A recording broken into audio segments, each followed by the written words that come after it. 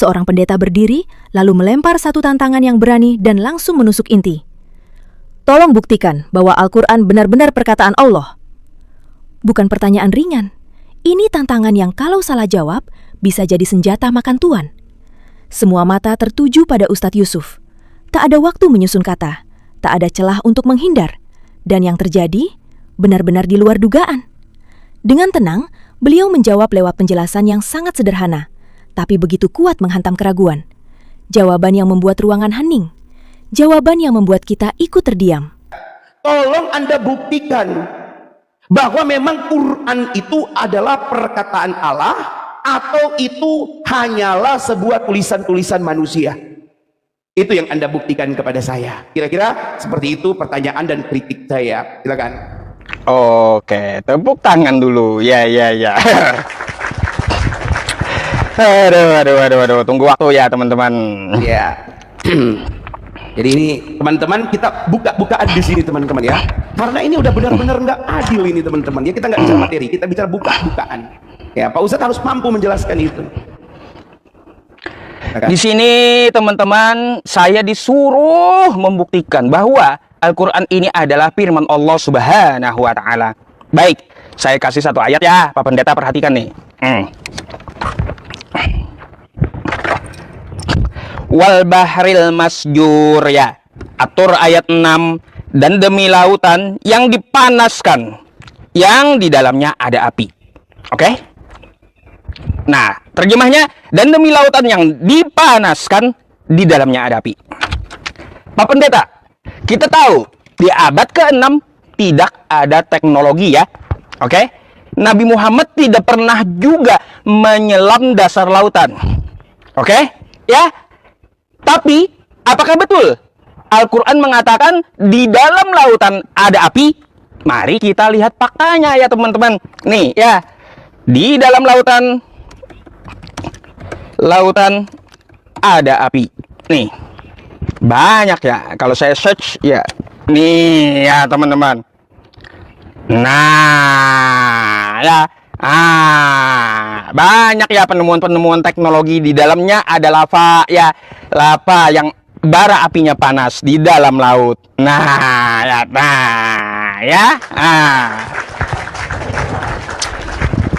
Banyak ya. Itu salah satu ayat yang terbukti bahwa Al-Quran bukan bikinan manusia.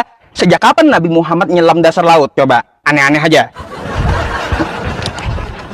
Sejak kapan Nabi Muhammad menyelam dasar laut? Sudah adakah di saat itu teknologi untuk menyelam laut?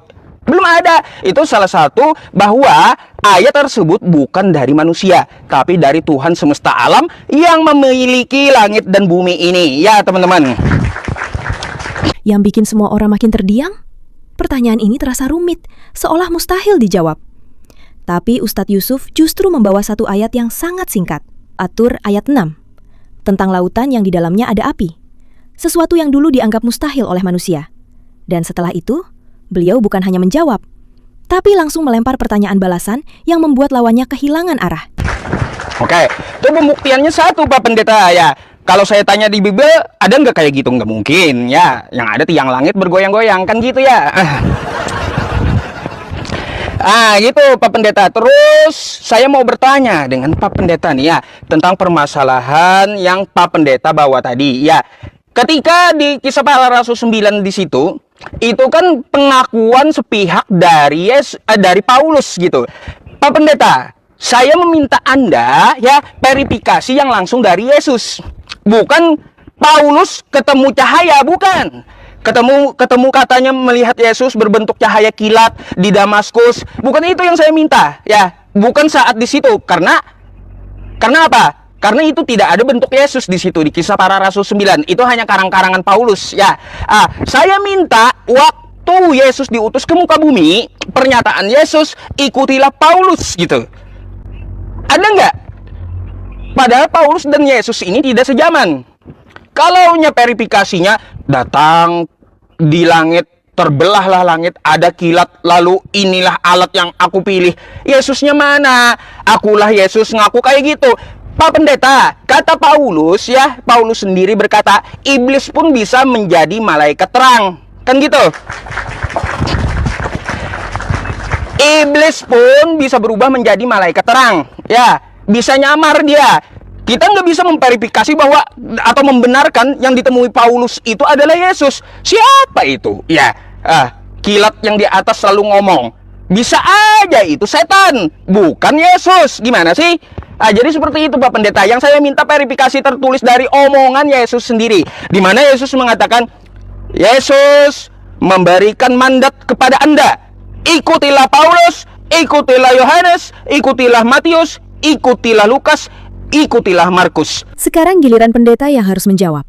Adakah pernyataan langsung dari Yesus yang berkata, ikutilah Paulus, ikutilah Lukas, ikutilah Yohanes?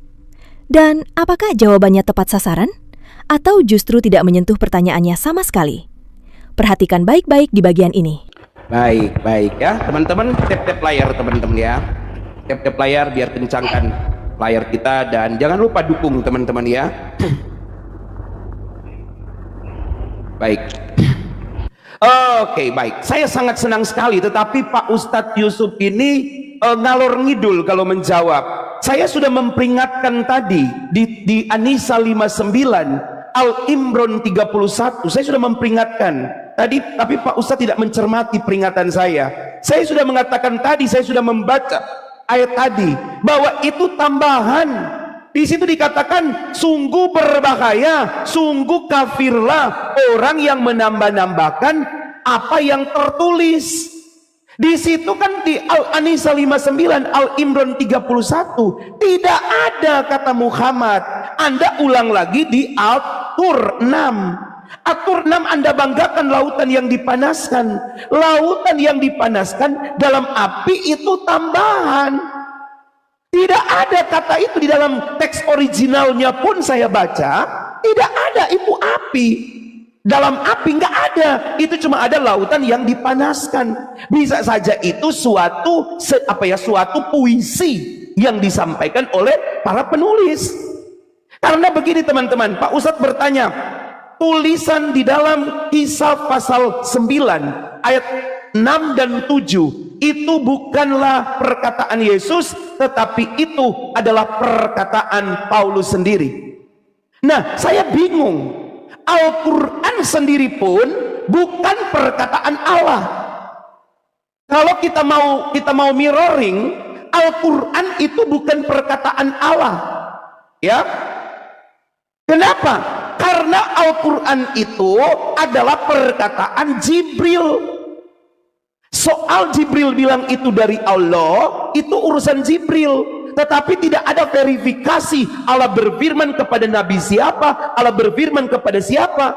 Kalau di dalam kekristenan, ya Allah berfirman kepada Paulus yang menulisnya Petrus. Ditulis juga di surat-surat Yohanes. Jadi mereka saling mengkonfirmasi. Anda mengkritik saya bahwa itu kan tulisan dari Petrus, itu kan bukan tulisan langsung daripada Yesus. Yesus nggak pernah menulis dalam kitab suci kami. Yesus nggak pernah menulis.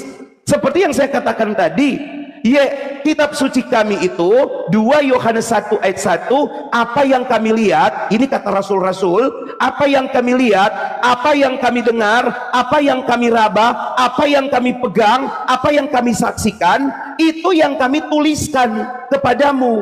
Jadi itu yang Yesus bikin apa mereka tulis, Yesus bikin apa mereka tulis, Yesus bicara apa mereka tulis, ketika Yesus bersuara dari sorga mereka tulis. Begitu.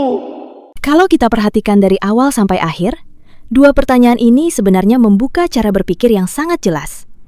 Ketika Ustadz bertanya, adakah ucapan langsung dari Yesus yang memerintahkan untuk mengikuti Paulus, Lukas, atau Yohanes?